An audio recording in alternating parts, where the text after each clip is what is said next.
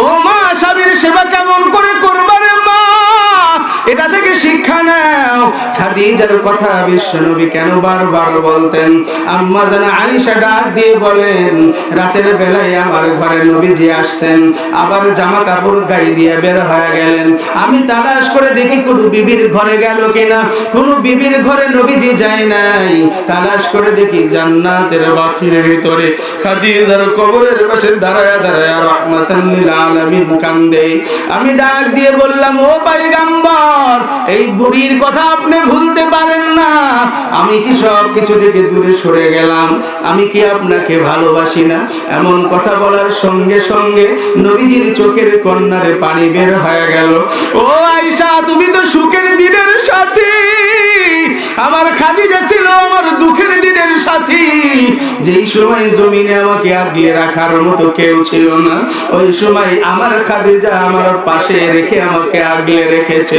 বিশ্বনবী বলে, আমি আশ্চর্য হয়া খাদিজাকে ডাক দিয়ে বললাম, ও খাদিজা, এত রাত্র হয়ে গেছে, কেন ঘুমাও না? খাদিজা আমার ডাক দিয়ে বলে, পয়গম্বর, আমি ভালো করেই জানি এই জমিনে আপনার মা নাই, এই জমিনে আপনার বাবাও নাই। আজকে যদি আপনার মা জীবিত থাকতো, আপনাকে বাহিরে রেখে ঘুমাইতে পারতো না। আজকে যদি আপনার বাবা জীবিত থাকতো, বাহিরে রেখে ঘুমাইতে পারতো না। ও পয়গম্বর, আমি যায়েদ বিন হারেসার থেকে শুনেছি, তায়েফের জমিনে যখন দাওয়াতের জন্য গিয়েছিলেন, তায়েফের দুষ্টরা পাথর নিক্ষেপ করতেছিল। যায়েদ সামনে গিয়ে বুক পেতে দিয়ে বলে, ও তায়েফের জমিনের সন্তান, কোন নবীকে আঘাত করো যে নবীর জমিনে মা নাই, বাবাও নাই। এই নবীর মতো এতিম জমিনে আর কেউ নাই। যত আঘাত আমি যায়েদের শরীরে দেও, যায়েদ সামনে বুক বাঁধায়া দিয়ে দাঁড়ায় গেছে। এরে নবীর উম্মত, আজকে তুমি দাবি করো আমি নবীর আশিক, আজকে তুমি দাবি করো আমি বড় নবীর জন্য ভালোবাসি, কিন্তু জবানে কথা থাকে, আমলের ভিতরে পরিবর্তন পাওয়া যায় না। নবীর কোন সুন্নাত 3.5 হাত বডিতে উঠাইতে পারল না। উম্মাহাতুল মুমিনিন খাদিজাতুল কুবরা রাদিয়াল্লাহু আনহা এই জমিনের ভিতরে নবীর সেবা কেমন করে করেছেন। ও মা, আজকে তোমার স্বামী আছে, স্বামীর সেবা কেমন করা লাগবে। খাদিজাতুল কুবরার কথা বিশ্বনবী হাদিসে বর্ণনা করেন। রাত্র গভীর হয়ে গেছে, আমি দ্বীনের দাওয়াত দিয়ে বাড়ির পথে রওনা করেছি। দরজার কাছে আসার সঙ্গে সঙ্গে নিয়ত করলাম, মনে করেছি খাদিজা বুঝি ঘুমায় গেছে। রাত্র গভীর হয়ে গেছে, দরজার কাছে এসে বিশ্বনবী আস্তে করে সালাম দিলেন, আসসালামু আলাইকুম ইয়া আহলাল বাইত। নবী বলেন, সালাম শেষ হতেই না হতে ঘর থেকে জবাব আসলো, ওয়া আলাইকুমুস সালাম ওয়া রাহমাতুল্লাহি ওয়া বারাকাতুহু। আমার খাদিজা এমন জবাব দিয়ে দরজা খুলে দিলেন, আমি আশ্চর্য হয়ে গেলাম।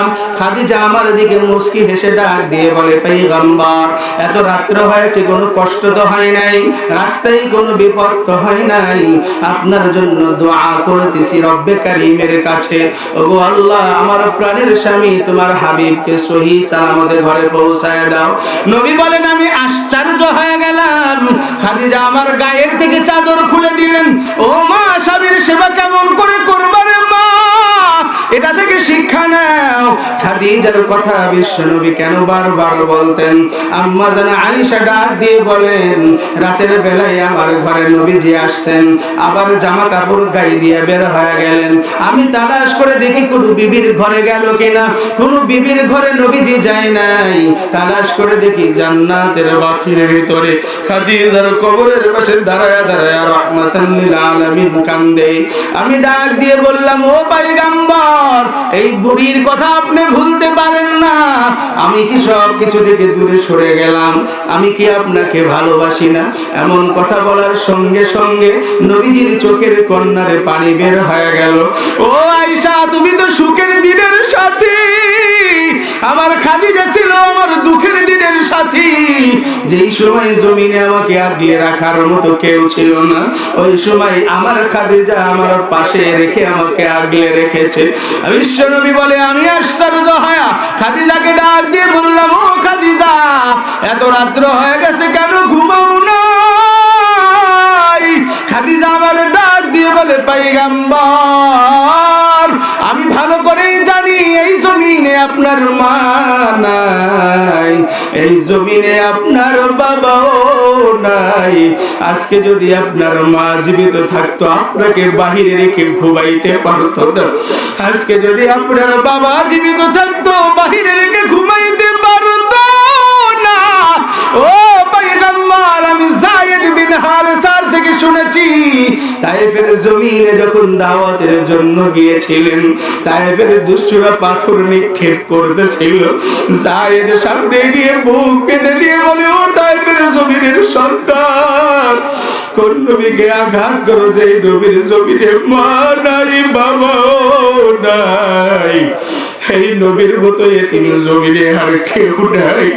যত আঘাত আমি যায়েদের শরীরে যায়েদ সামনে বুক বাঁধায়া দিয়ে দাঁড়ায় গেছে।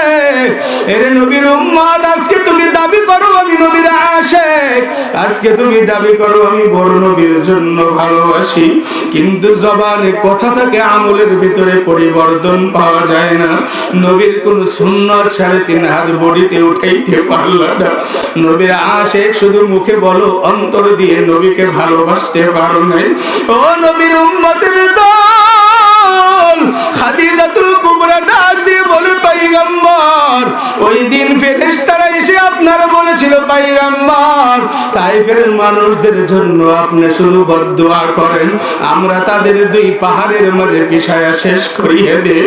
ও পয়গম্বর, আপনি বলেছিলেন, ওয়ামা আরসালনাকা ইল্লা রাহমাতাল লিল আলামিন।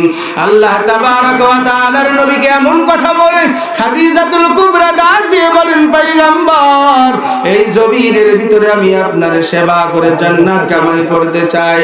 আল্লাহ তাবারক ওয়া তাআলার বান্দি খাদিজাতুল কুবরা পয়গম্বরকে ডাক দিয়ে বলে, ও পয়গম্বর, আমি জান্নাতি হতে চাই, আর জান্নাত হওয়ার জন্য আপনার মহব্বত লাগবে, আল্লাহর সঙ্গে গভীর সম্পর্ক করতে চাই, এর জন্য আপনার ভালোবাসা মহব্বত লাগবে।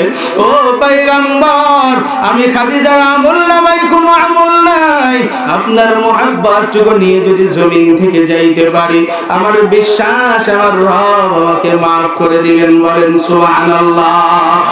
এই জন্য পর্দার আড়ালের মা বোনদেরকে বলি, 5টা আমল জমিনে করবেন।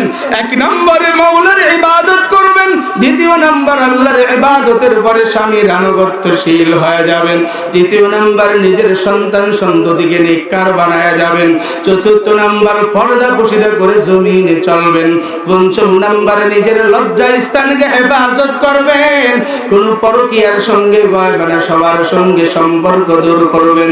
এই 5টা আমল জমিনে যদি করে যাইতে পারেন, রাসূল বলেন তার জন্য জান্নাতে পৌঁছানোর জমিনদার হয়ে গেলাম।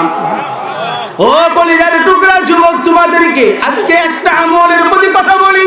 ও যুবক ভাই, আজকে এই মজলিসে আমি হাত তুলাবো না রে ভাই, মনে মনে ওয়াদা করে নাও, আজকে এই মজলিসে খাস দিলে তওবা করলাম, আজকের পর থেকে জমিনে আর জীবনে মিথ্যা কথা বলবো না।